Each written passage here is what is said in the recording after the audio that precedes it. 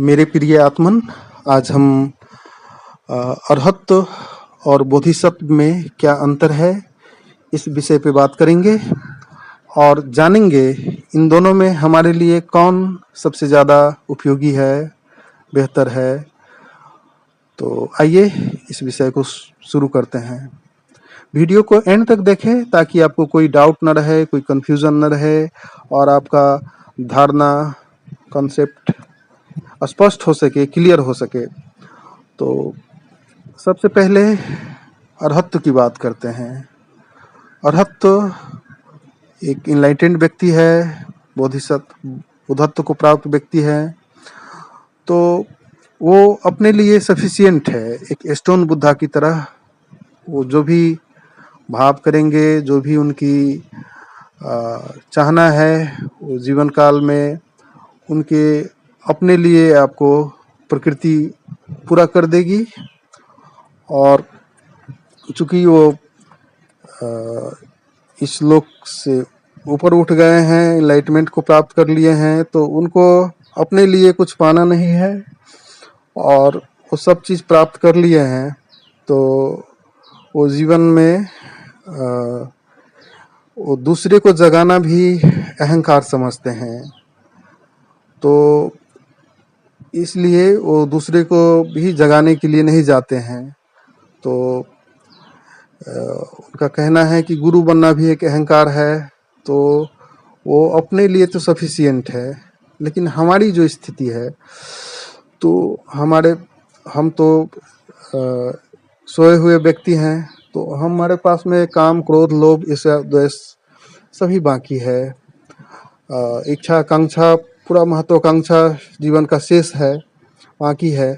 तो हमको अगर वो अरहत व्यक्ति से बात करेंगे तो कहेगा कि ज़्यादा धन लेके क्या करोगे, पद पाके भी क्या करोगे, आखिरकार मृत्यु सभी छीन लेगी और आखिरकार जितने भी कामनाएं हैं वो सब व्यर्थ हो जाती है और निष्कामना से ही समाधि मिलती है। इसलिए निष्काम हो जाओ, कामना रहित हो जाओ और निष्काम कर्म करो। तो सही ही टीचिंग दे रहा है। लेकिन हमारे भीतर जो दौर है जीवन का, धन भी कमाना है, सभी कुछ करना है, तो इस सब के लिए आपको एक बोधिसत्व की ज़रूरत है।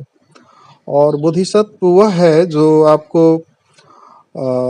वो आखिरी कगार पे, मान लीजिए बुद्धत्व के गेट तक पहुंच चुका है, वो चाहे तो उसमें इतना आनंद आ रहा है कि वो भीतर प्रवेश कर सकता है और एक अरहत की तरह अपना जीवन आनंद में जी सकता है। लेकिन वो करुणावश देखता है, इधर इस छोर में देख रहा है कि बहुत सोए हुए लोग हैं, बहुत पीड़ा, दुख, पीड़ा, संताप झेल रहे हैं।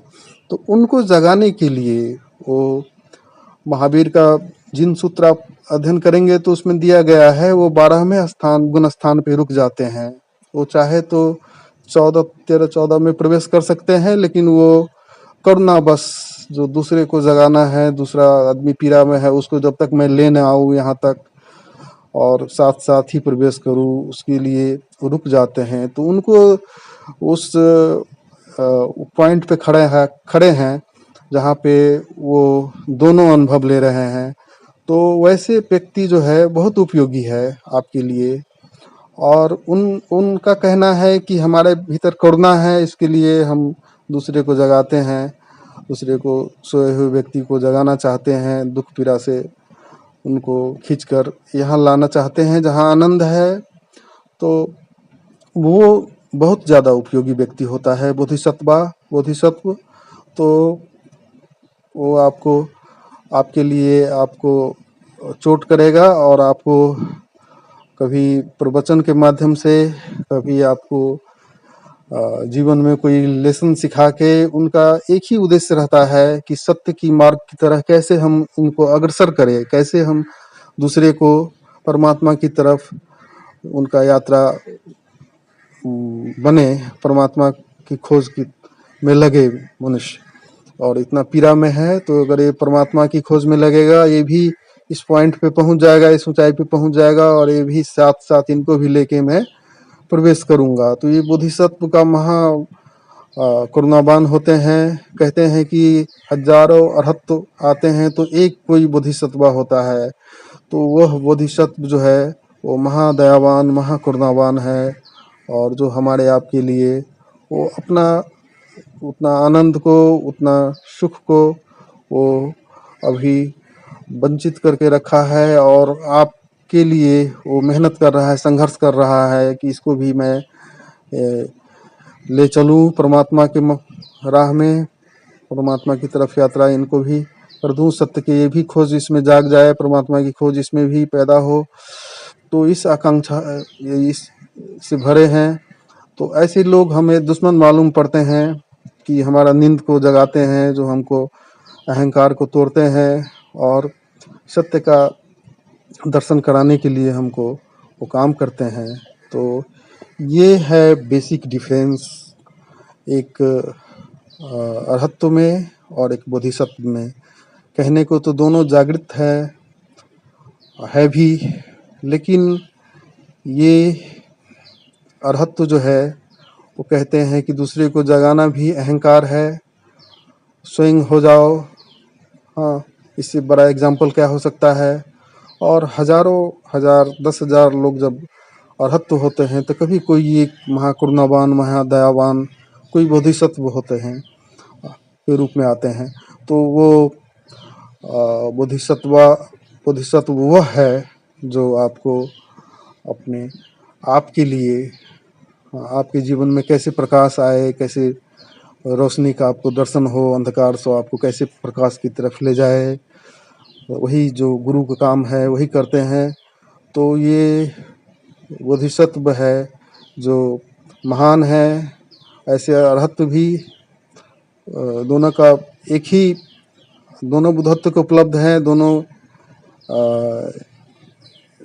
बराबर ही हैं, लेकिन बोधिसत्व बहुत महिमावान है, जो बहुत करुणावान है, जो हमारे आपके लिए इतना वो एक संसारिक मनुष्य बन के वो अपने लिए तो पहुंच चुके हैं, वो चाहे तो प्रवेश कर सकते हैं, लेकिन हमारे आपके लिए उस जगह पे रुक के इतना एक सामान्य जीवन जी के मनुष्य की तरह जी के लोगों को उस सत्य की ओर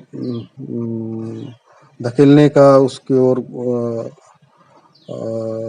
सत्य की ओर अग्रसर करने का कोशिश करते हैं, चेष्टा करते हैं, अपन जीवन लगा देते हैं। तो ये ही बेसिक डिफरेंस है। हाँ, मुझे बार बार रिपीट करना पड़ा क्योंकि आप लोग सोए हुए लोग हैं, और बार बार इस चीज़ को देखते हैं फिर भी नज़रअंदाज कर देते हैं, भूल जाते हैं। मैं भी भूल जाता हूँ, मैं स्वयं को भी याद दिलाता हूँ। ऐसा नहीं कि मैं एक जागृत व्यक्ति हूँ, आपको जगाना चाहता हूँ, ऐसा भी कुछ नहीं है। तो ये बेसिक एक फ़र्क है, अंतर है दोनों में, और बुनियादी अंतर है। और आपके लिए बोधिसत्व जो है उसको आप चुनाव करें, उनके पास आप जाए, उनके पास आप ध्यान साधना करें, तो आपको भी जगा सकता है, आपके लिए ज़्यादा उपयोगी हो सकता है। तो हाँ, अरहत्व भी बहुत ही कम नहीं है, लेकिन आपके लिए ये चुनाव दोनों में करना हो तो ये सबश्रेष्ठ है, ये बेहतर है। ये थोड़ी सी बातें मैंने जो जाना है, चाहे मेरी समझ बौद्धिक ही क्यों ना हो, वो आपसे मैंने शेयर किया। आपको अगर अच्छा लगा हो तो इसे लाइक करें, शेयर करें, सब्सक्राइब करें। धन्यवाद। जय ओशो।